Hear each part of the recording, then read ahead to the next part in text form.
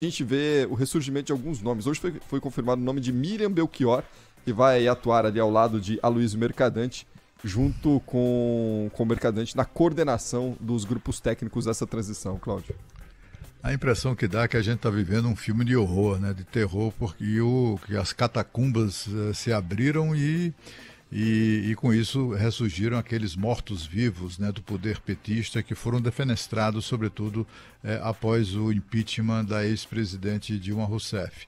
São pessoas que não deixaram saudades, que participaram de um projeto, sobretudo o governo Dilma, que foi trágico, né, que levou o Brasil à ruína econômica, um completo desassossego.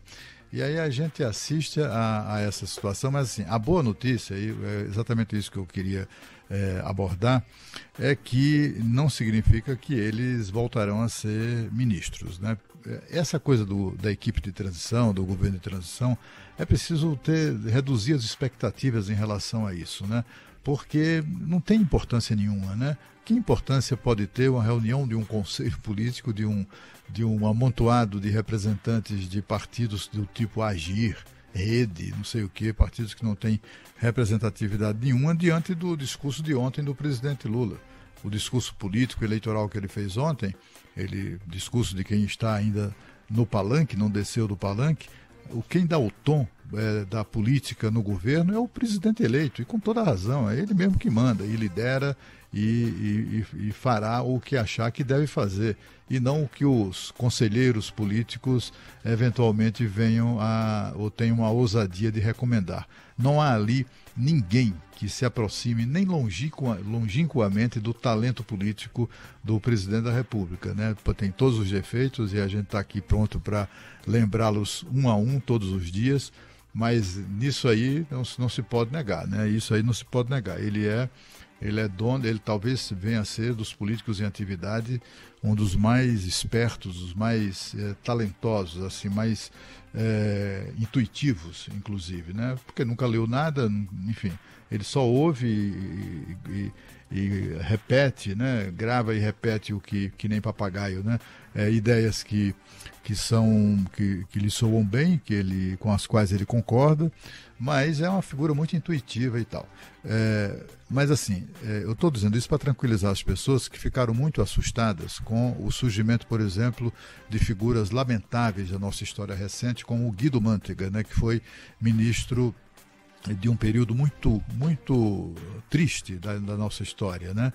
Ele foi corresponsável por decisões absolutamente trágicas, né?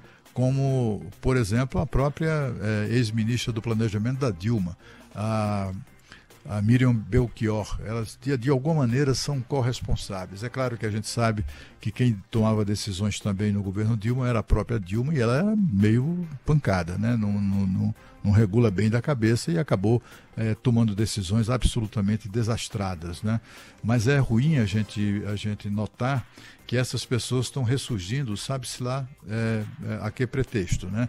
Eu até imagino, eu tenho certeza que um dos objetivos de recolocar essas pessoas no noticiário é um teste, né? Serve para que o presidente Lula submeta essas pessoas a algum tipo de prova, de teste, né? Ver de que maneira a opinião pública reage a elas, né? Se ele levar isso em conta mesmo, o Mantega não tem a menor chance de vir ocupar coisíssima nenhuma, nem muito menos essa Miriam Belchior e o Paulo Bernardo. Paulo Bernardo, ex-ministro de Planejamento, também planejou o quê mesmo? Ele planejou muito bem aquelas coisas das quais ele foi acusado na Lava Jato, acabou preso também na Lava Jato, é outro ex-presidiário que faz parte dessa equipe de transição. Então, assim, é preciso retirar, diminuir desinflar um pouco as expectativas com relação à equipe de transição, porque isso aí, não, sabe, o que importa mesmo é o ministro anunciado. Esse sim importa. Quando se disser assim, olha, o presidente da República anuncia a escolha do senhor fulano ou da senhora fulana para o cargo tal. Isso sim é algo que é relevante. Essa coisa da equipe de transição só serve para isso mesmo, para recolher dados burocráticos, mas para mais nada, né? É claro que ali o trabalho de um ou outro que vai se sobressair diante dos olhos do presidente pode resultar no eventual convite para ser ministro. mas é sobretudo uma forma de testar, né? De fazer um teste de multidão, digamos assim, um teste de opinião pública, né? Joga o cara no meio das feras e vê o que é que acontece, né? Mas é essa a expectativa que há em relação a essas figuras aí que, se não tiveram passagens pela cadeia, tiveram passagens pelo desassossego da população brasileira.